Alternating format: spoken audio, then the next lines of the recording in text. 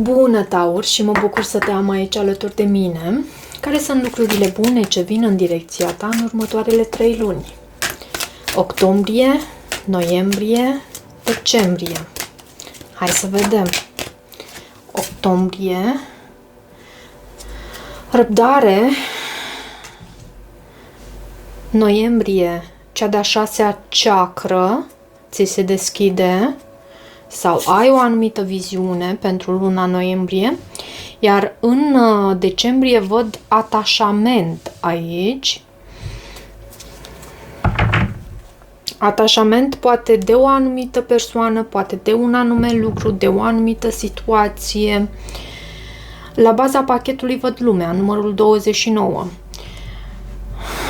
Lumea vorbește despre o încheiere, dar vorbește și despre acel sentiment că lumea este a ta, că poți obține lucruri, că ține de tine. Și văd și o oarecare detașare, aș putea să spun. E ca o călătorie spirituală pentru tine, dragul meu, Taur. Ok, hai să văd acum câteva cărți din tarot pentru Taur, pentru lunile octombrie, noiembrie, decembrie. Și voi extrage câte 2 cărți pentru fiecare lună,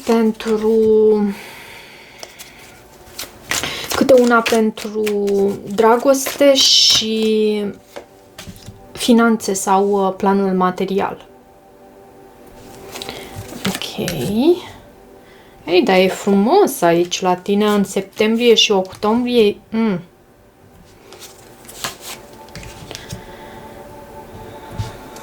Ok.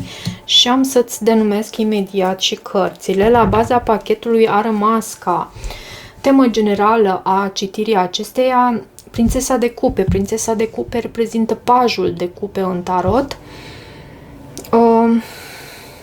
Cum să zic eu? Octombrie și noiembrie sunt luni bune, dar spre final de noiembrie, nu știu, se întâmplă ceva. Și cu toate astea, văd că te desprinzi la sfârșit de decembrie, te desprinzi de ceva, pentru că avem justiția aici. Justiția vine cu contracte, hârtii, și aceste contracte pot fi de divorț, de căsnicie, de... Hai să vedem. Și cu această carte, răbdare, numărul 16, tu dai dovadă de acest lucru în această perioadă, în această lună octombrie. Ai și soarele în plan financiar, vei fi și răsplătit chiar, vei avea parte de un anume succes aici. În dragoste văd acest rege de spade. Regele de spade poate să reprezinte un semn de aer sau și semnele de aer sunt Gemeni, Balanță, Vărsător. Mai poate să reprezinte o persoană care este foarte bun strateg, o persoană integră. Și o persoană cu care tu trebuie să îți exersezi iarăși răbdarea. Pentru că simt mai mult că este energia ta această carte, răbdarea, cu această persoană, acest rege de spade, care atunci când este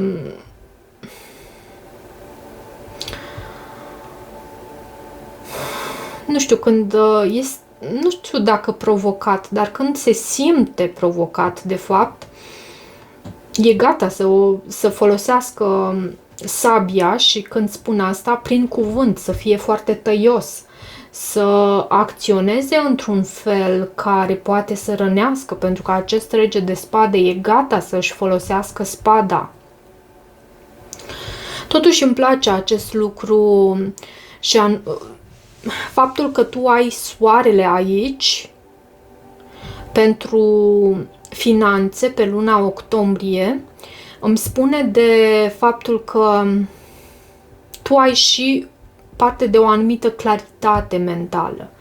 Lumina lumina acestui soare degajă și se răspândește peste tot în viața ta.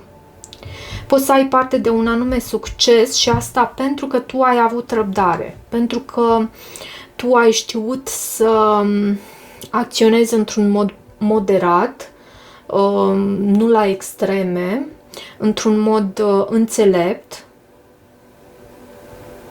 Asta pentru luna octombrie. Acum, în ceea ce privește luna noiembrie, avem cea de-a 6-a chakră. Arhanghelul Metatron este reprezentată de Arhanghelul Metatron. Metatron se ocupă cu iluminarea în plan spiritual. Tu, având acest cel de-al 6-lea simț, această sau al 3-lea ochi, cum mai este denumit, ochiul frunții, tu cred că ai o anumită viziune pentru tine în luna noiembrie și foarte axat pe această viziune în această lună. E ceva ce îți aduce împlinire și în dragoste și te face să lupți pe plan financiar. Totuși aș vrea să clarific acest 5 de spade. În dragoste e bine, cu 9 de cupe aici, dacă nu ai de a face cu cineva anume, cu siguranță ești împlinit din punct de vedere emoțional și asta e minunat. Ce mai e ca atunci când te simți mulțumit cu ceea ce ești, cu cine ești și cum ești, nu? 9 de cupe vorbește despre acea împlinire emoțională. Mai poate vorbi și despre împlinirea unei dorințe în dragoste. Hai să văd acum acest 5 de spade pe finanțe. Ce îți aduce ție, Taur, în luna noiembrie acest 5 de spade? Eremitul. Și împăratul. Mai poți să ai de a face cu un șef, cu un superior, cu o persoană autoritară care e dispusă aici să facă orice pentru a câștiga într-o situație anume cu tine. Și asta să te facă să te retragi, să cauți soluții. Pentru că am întrebat ce îți aduce ție acest 5 de spade. De ce 5 de spade? De ce 5 de spade? În finanțe pentru tine. Văd eremitul. Cred că este cineva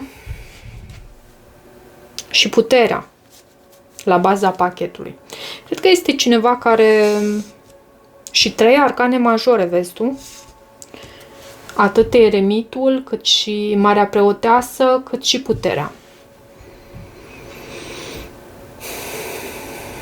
E cineva care,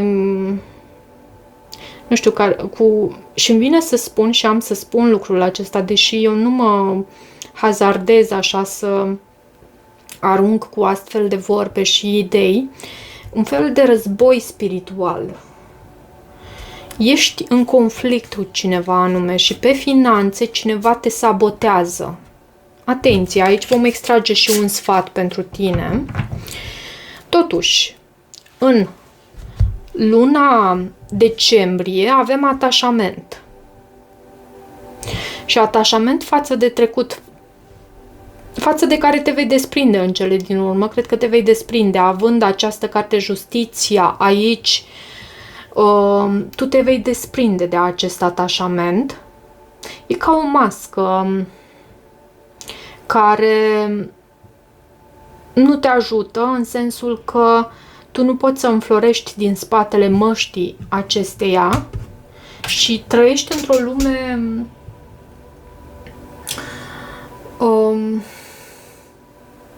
în care te simți prins, încorsetat, izolat. Pentru luna decembrie. De ce această carte, atașament pentru luna decembrie? Steaua, în niciun caz să nu îți pierzi speranța, e doar o perioadă tranzitorie, indiferent de ce se întâmplă atunci în luna decembrie. E doar o perioadă tranzitorie, ok? Hai să văd sfatul pentru octombrie, pentru tine în acest context. Regina de monede. Poți să ai de a face cu un semn de pământ, dar regina de monede este călduroasă, sensibilă, gânditoare, își face timp pentru cei din jur și tu ești această energie de pământ care poate să își facă timp pentru cei din jur. Și iarăși regina de monede mă duce cu gândul la această carte, patience, răbdare. Să preiei din această atitudine răbdătoare și să ai o abordare față de cei din jur sensibilă cumva, pentru că există această persoană pe care nu prea vrei să o provoci în viața ta. Ce avem ca sfat pentru tine în luna noiembrie? Soarele. Și soarele a ieșit deja de 2 ori la tine. Avem soarele aici în luna octombrie și soarele pentru sfatul tău, pentru tine, de fapt, în luna noiembrie. Soarele anunță un rezultat pozitiv, idei minunate pe care tu le poți avea și pe care le poți implementa pentru succes și, de asemenea, ți se sugerează să ai această încredere în tine. Pentru că soarele e tot lumină, e tot încredere, el strălucește, fie că nouă ne place, fie că nouă nu ne place acest lucru. Și tu, având de a face cu această persoană și având această viziune, oricum soluția este la tine, pentru că tu ai sfatul soarele. Să strălucești, dragul meu Taur. Hai să văd acum în decembrie ce avem ca sfat în decembrie. Numărul... Cartea Moartea. Tu aici poți să ai și conștientizări și nu știu dacă am vorbit pe dragoste, cred că am uitat să vorbesc. Acest 6 de cupe poți să ai de a face în dragoste cu cineva din trecut, un suflet pereche, o persoană cu care ție îți face mare plăcere să petreci timp împreună și cu care împărtășești acele momente așa armonioase, plăcute, care îți aduc liniște. Cu această carte Justiția în finanțe, cât dai tot atât și primești, cumva o atitudine fair play și poți să ai de a face cu sistemul de justiție pe final de an. Moartea e în sfatul pentru tine. Moartea vorbește despre un final, dar vorbește despre acest atașament, finalul acestui atașament și o transformare spirituală. Pentru că moartea vine, da, dar și e resimțită dureros, dar vine pentru că e ceva de schimbat acolo, e ceva de transformat, ceva care atunci când va reînvia, pentru că moartea este denumită și cartea Moarte și Renaștere, atunci când va reînvia într-un mod frumos. Și e necesar ca ceva să se încheie pentru ca și să existe acest proces de încheiere și tranziție, pentru ca tu să poți să reînvii. Din câte văd aici, cu pajul de cupe, nu știu, și regina de cupe, poți să ai de a face și cu un semn de apă aici, cu dragostea în genere, o anumită curiozitate aici pe care tu poți să o ai pentru cineva anume sau cineva pentru tine, posibil acest semn de apă. Totuși lumea vorbește și despre o încheiere și distanțare iarăși. Nu uita însă că este în lucrurile bune care vin înspre tine și și cred că pe final de an posibil să ai de a face cu o nouă dragoste. Nu vreau să dau speranțe de șarte, dar având acest as de cupe aici pe final, posibil, foarte posibil. Ok, și asta pentru că tu te-ai detașat și ai închis acele uși care nu îți foloseau. Ok, dragul meu Taur, îți mulțumesc pentru faptul că mi ești aici alături de mine. Chiar sper ca aceste mesaje să fie de ajutor și pe ansamblu să fie pozitive. Nu uita, dacă dorești să mai primești astfel de mesaje, să te abonezi canalului. Există și secțiunea de membri acum. Pentru citiri personale găsești detalii în descriere. Te îmbrățișez cu recunoștință și iubire și ne vedem curând. Te pup! Pa, pa!